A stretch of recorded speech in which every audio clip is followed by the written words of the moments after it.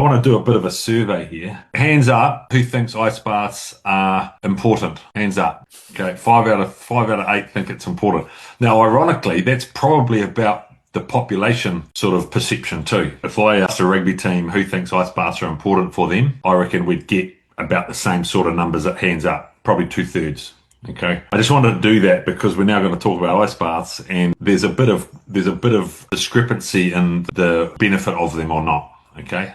So let's just talk about it. Basically, there's been research that shows a benefit to having cold water immersion for physiological adaptation. Okay, now what you'll see down here is most on the left here, most of it is endurance activities. And some of these studies I've been involved in, so I'm a bit biased, right? But essentially if you're a highly trained cyclist, okay, and you're on your bike 60 minutes to 4 hours every day, people who jumped in cold water after sessions got fitter faster and to a higher level than those that didn't. Okay, it's as simple as that.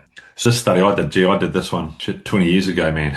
We did ice baths after. This was with Waikato NPC team. Well, I think 2004. We basically had, after every game, we had different people do different protocols for a whole season. And then we looked at how they fronted up on the Monday, Tuesday, Wednesday, based on how many minutes they played and what recovery modality they used. This was a huge study back then because we used active cycling, we used compression, and we had nothing. So we had 4 groups after every game. And it was randomized, so everyone did something, but every week it was different. So you ended up doing 4 different exposures, and then we tracked it all and showed that, active cycling and getting in water was way better than compression and doing nothing. Okay.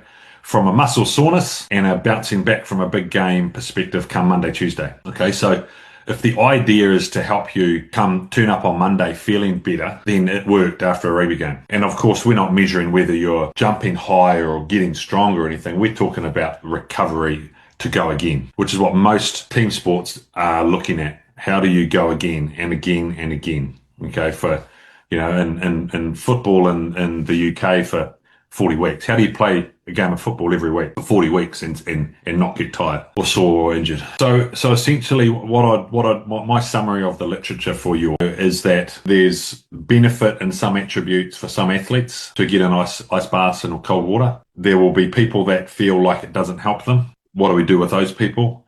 And there'll be questions of, well, it interferes with my adaptation, or what's the purpose? So this is where your opinion and your understanding of the literature becomes really important.